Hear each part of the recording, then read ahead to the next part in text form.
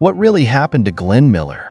The legendary bandleader vanished without a trace during World War II, leaving behind one of the greatest mysteries in music history. Was it a tragic accident? A secret mission gone wrong? Or something even more shocking?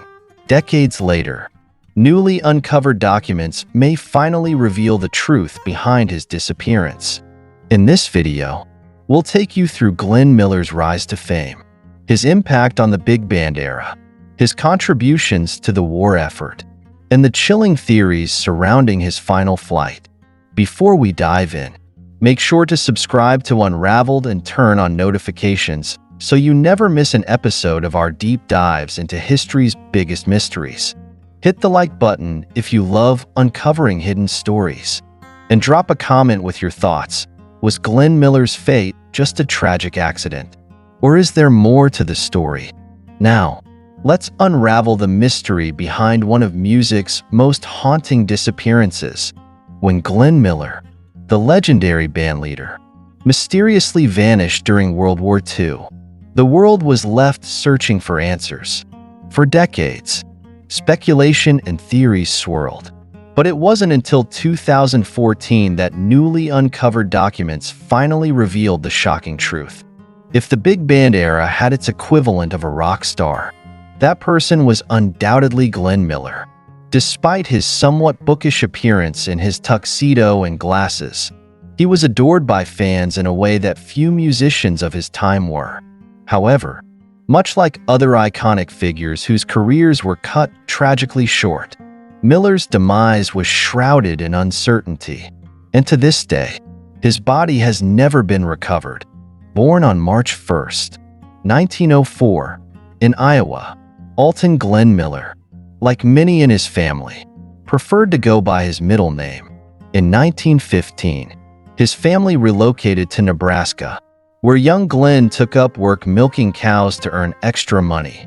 Instead of spending his earnings frivolously, he saved up and bought a trombone, which became his gateway into the world of music.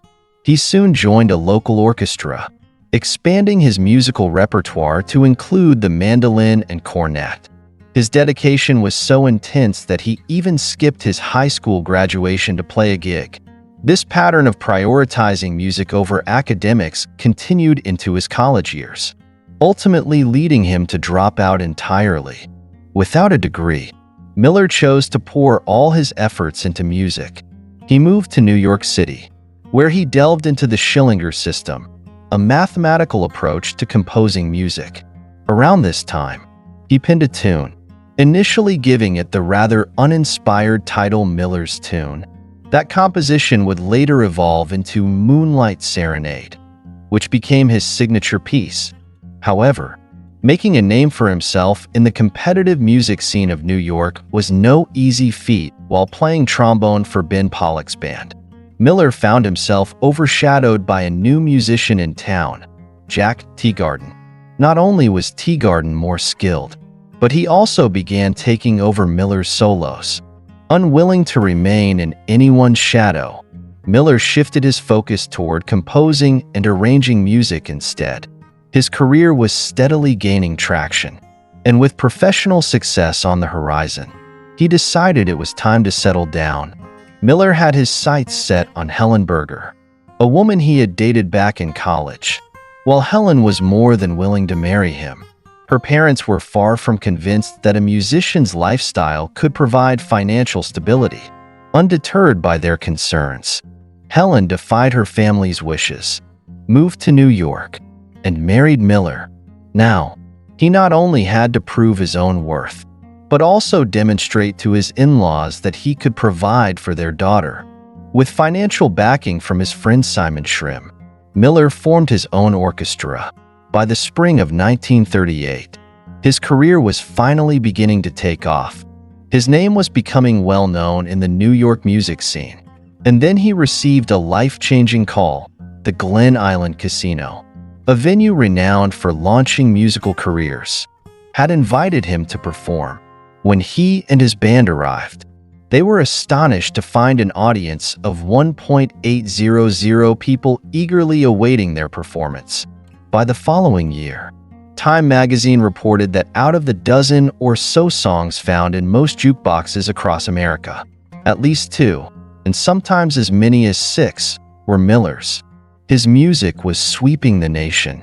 When his rendition of Tuxedo Junction sold an astonishing 115,000 copies in its opening week, it became clear that Miller's career was skyrocketing. On October 6, 1939, he achieved every musician's dream, performing at Carnegie Hall. It wasn't long before Hollywood came knocking. 20th Century Fox was producing the musical comedy Sun Valley Serenade and wanted Miller not only to compose the music, but also to appear in the film. His contribution went beyond a simple cameo. He delivered a mesmerizing performance in an 8-minute sequence featuring tap dancing and a dazzling display of musicianship. One of the film's standout pieces was Chattanooga Choo Choo, a song that had nothing to do with skiing, despite the film's setting at a ski resort in Idaho. Nevertheless, the number became iconic, making history as the first ever gold record, selling an unprecedented 1.2 million copies. Miller's devotion extended beyond music. He was deeply committed to his country as well. When World War II broke out, he was eager to enlist. But there were 2 obstacles. Married men were not being drafted at the time, and his poor eyesight meant he was unlikely to be selected. Rather than giving up, Miller took an alternative approach. He pitched a revolutionary idea to the military. He wrote a letter to an army general proposing a new style of military music infused with jazz to boost soldiers' morale. His suggestion was accepted, and within a month, he had wrapped up his affairs and prepared for deployment. On September 24, 1942, Miller said farewell to his fans during his final broadcast. His band performed one last time at New Jersey's Central Theater before he left the music industry behind to serve his country. Once in the military, Miller was as active as he had been in civilian life. He recruited musicians, screened personnel for military bands, and led a radio production unit broadcasting out of New York.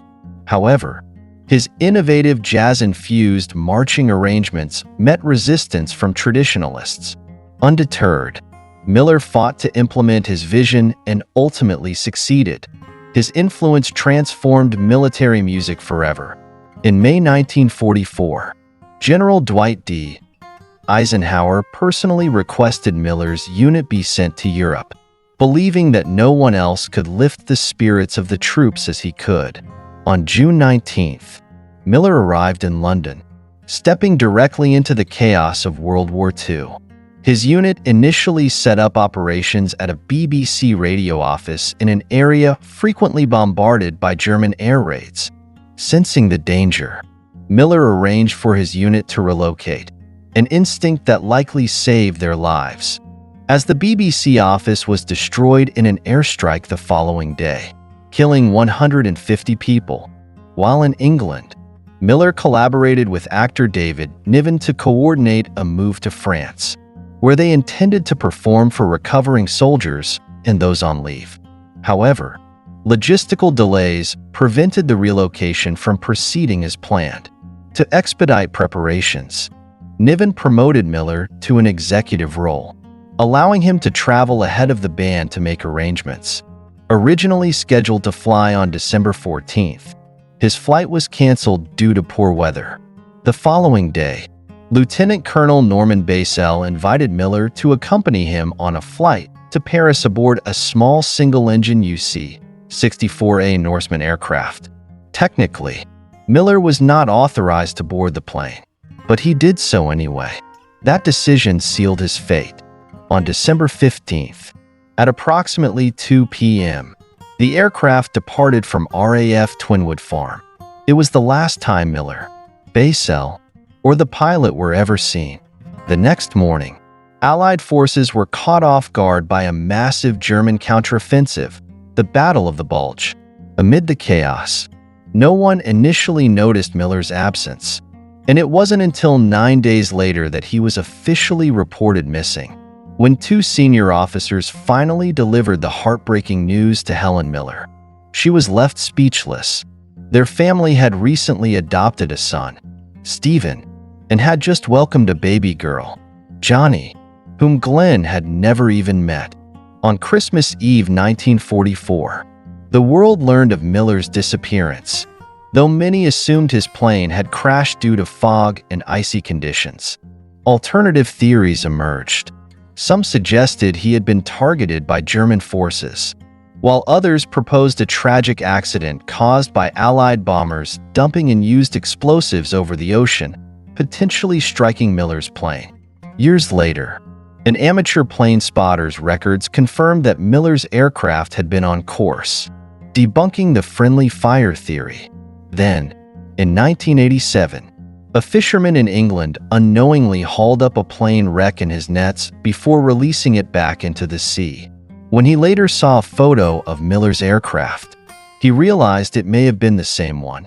Miller's son, Stephen, spent years battling conspiracy theories until he finally sought answers himself.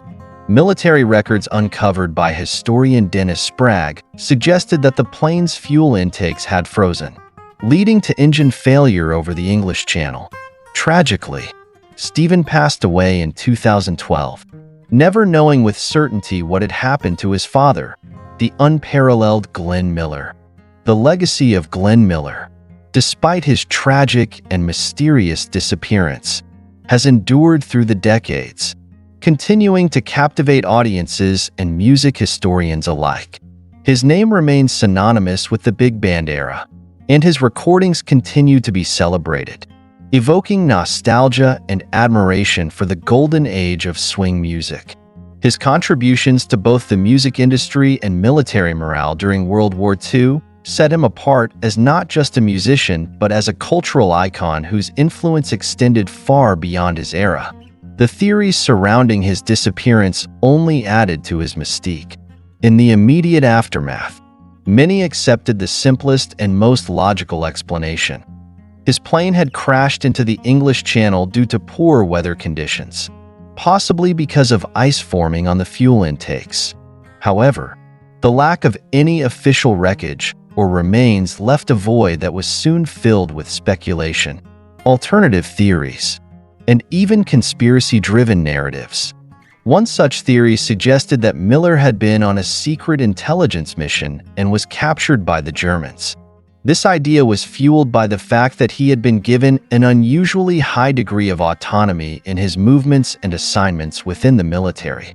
However, no credible evidence has ever surfaced to substantiate this claim, making it more of a wartime myth than a plausible explanation. Another theory placed the blame on Allied forces rather than the Germans. In 2000, a wartime logbook surfaced, belonging to a pilot who had been in the skies on the same day that Miller's plane vanished. This pilot, Derek Thurman, detailed how he and his crew had been returning from a bombing raid over Germany. It was standard procedure for bombers returning to England to dump any remaining ordnance into the English Channel before landing. Thurman recounted that, during their flight back, they saw a small plane flying below them in the restricted airspace, possibly Miller's aircraft. Some crew members later speculated that the explosives they had dropped may have inadvertently struck and downed Miller's plane, further complicating the mystery. A new potential piece of evidence emerged in 2012, when a man named Stan Anderton attempted to sell his late brother's plane-spotting notebooks on the BBC's Antiques Roadshow. His brother, an avid aircraft observer in his youth, had meticulously recorded flight paths and aircraft movements from his vantage point in England. As historians examined these records, they realized that the spotter had noted Miller's plane traveling exactly on schedule and following its intended flight path. This suggested that there had been no sudden deviation that might have led to its unintended presence in an active bombing area, weakening the theory that friendly fire had brought it down. Yet another development surfaced years earlier in 1987 when a fisherman operating near Dorset, England, accidentally snagged a plane in his fishing nets. Though he had to let it go, He later saw a photograph of Miller's UC-64A Norseman and believed it might have been the same aircraft. This rekindled hopes that the wreckage could still be found and studied.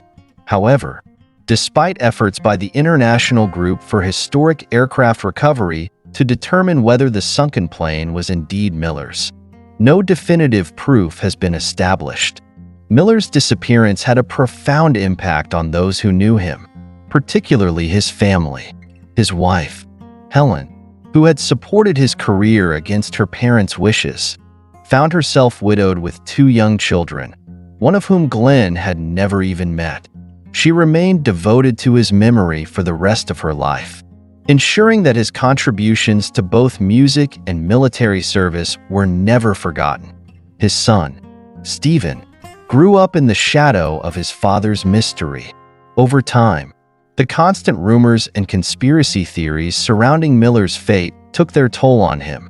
Frustrated by the endless speculation, he decided to take matters into his own hands and launched an investigation to uncover the truth.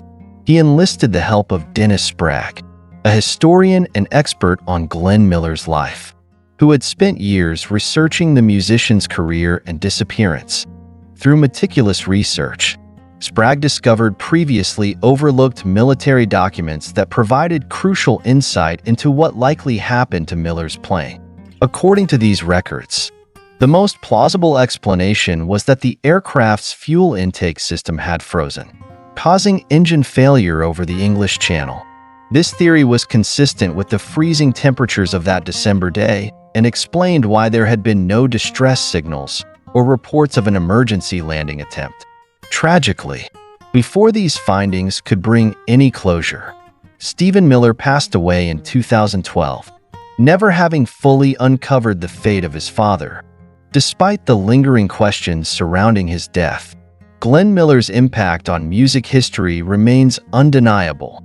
His unique orchestral arrangements, innovative compositions, and commitment to elevating jazz music to new heights changed the landscape of the genre. Songs like Moonlight, Serenade, In the Mood, Chattanooga Choo Choo, and Tuxedo Junction are still considered masterpieces of the big band era, and his recordings continue to be enjoyed by new generations of listeners. His role in World War II was equally significant. By integrating jazz into military performances, he transformed the way music was used to boost morale, leaving a lasting legacy on the armed forces' approach to entertainment and psychological support for troops. His influence is still felt today, as military bands continue to use elements of his style in their performances. In the years following his disappearance, Miller's life and career have been the subject of numerous books, documentaries, and films, including The Glenn Miller Story, 1954, starring James Stewart in the title role. His music has been performed and recorded by countless artists, ensuring that his contributions to the industry are never forgotten. Even though the ultimate truth behind Glenn Miller's disappearance may never be fully confirmed, his music and legacy continue to resonate, standing as a testament to his extraordinary talent and dedication. His ability to craft melodies that captured the emotions of an entire era, coupled with his determination to use music as a force for good during one of history's darkest times, cements his place as one of the most influential musicians of the 20th century. For fans, historians, and music lovers alike, Glenn Miller is not just a figure of the past. He remains a timeless icon whose legacy endures, not because of how he disappeared, but because of the brilliance he left behind. Glenn Miller's legacy continues to inspire musicians and historians alike. His groundbreaking contributions to the big band era, his dedication to uplifting military morale through music, and his timeless compositions ensure that his name lives on, though the mystery of his disappearance remains unsolved. What truly matters is the incredible mark he left on the world of music and beyond. If you found this story fascinating, don't forget to like this video, share it with fellow history and music lovers, And leave a comment letting us know your thoughts on Glenn Miller's incredible journey. Want to see more stories like this? Subscribe to Unraveled and hit the notification bell so you never miss an update on the most intriguing mysteries, hidden histories, and legendary figures of the past. Join us as we continue to uncover the untold stories that shaped our world. Thanks for watching, and we'll see you in the next video.